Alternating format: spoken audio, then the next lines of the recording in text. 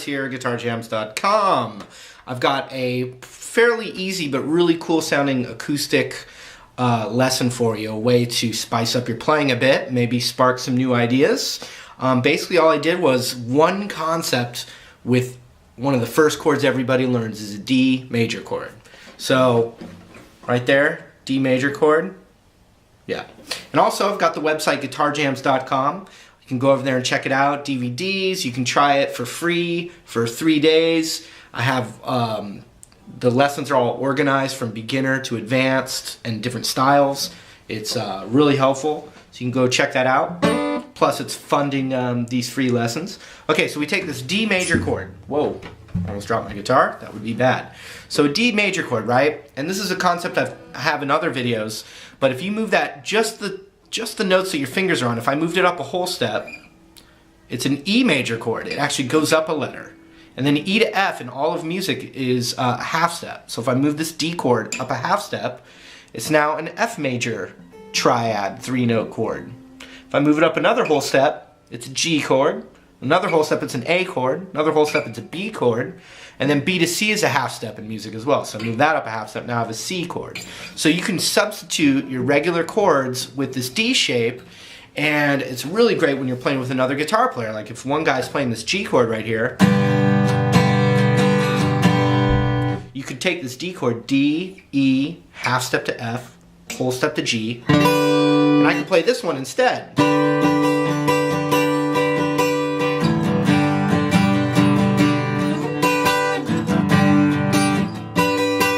Same chord, and they complement each other really well. But here's a little kind of embellishment concept off of that.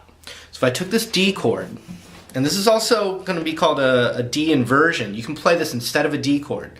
What I'm going to do is we're not even going to play the high E right now. We're not going to worry about it. We're going to take our middle finger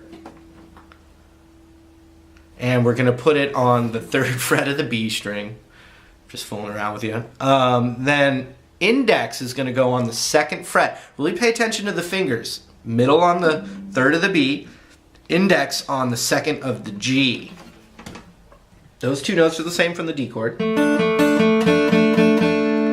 then what I'm going to do is I'm going to play my ring finger on the 4th fret of the D. Aha! That makes it different.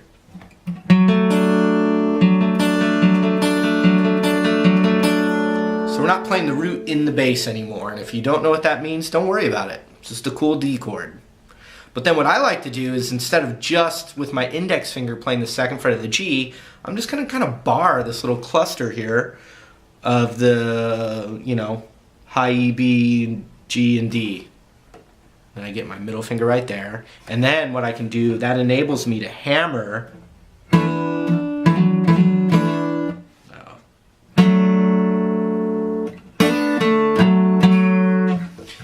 It enables me to hammer that 4th fret of the D string and get kind of a Hendrixy kind of sound. But then I can also hammer the G string as well as an embellishment, and this is all just a really cool sounding D chord. In fact, if I go into drop D, you'll hear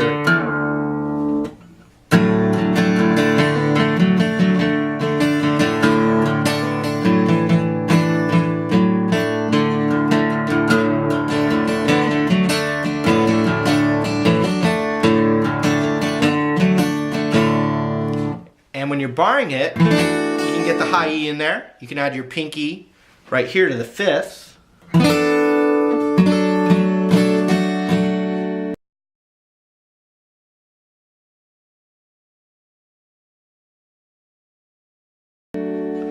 And then you can even figure out a way to get the 3rd fret of the high E.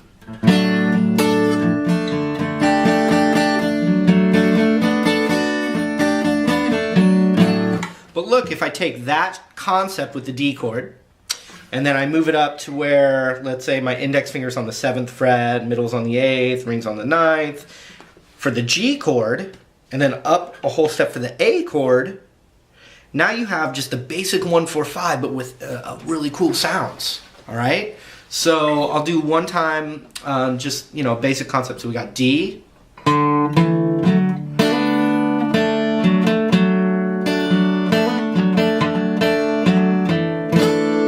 to G,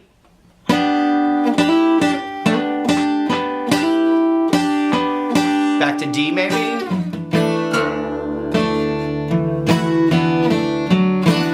and then up to A, down to G,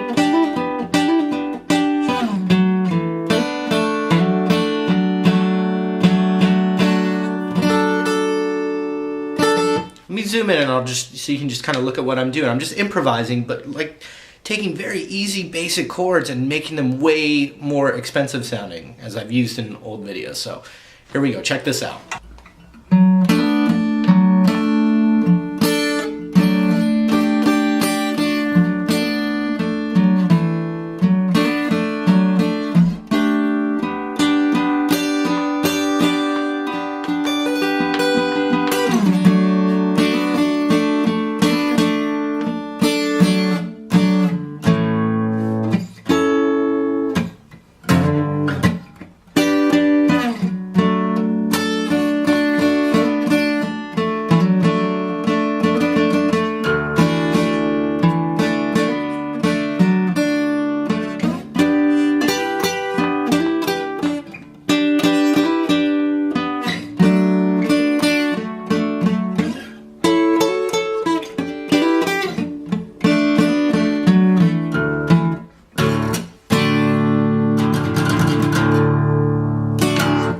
Keep going, keep playing. I know you can do it.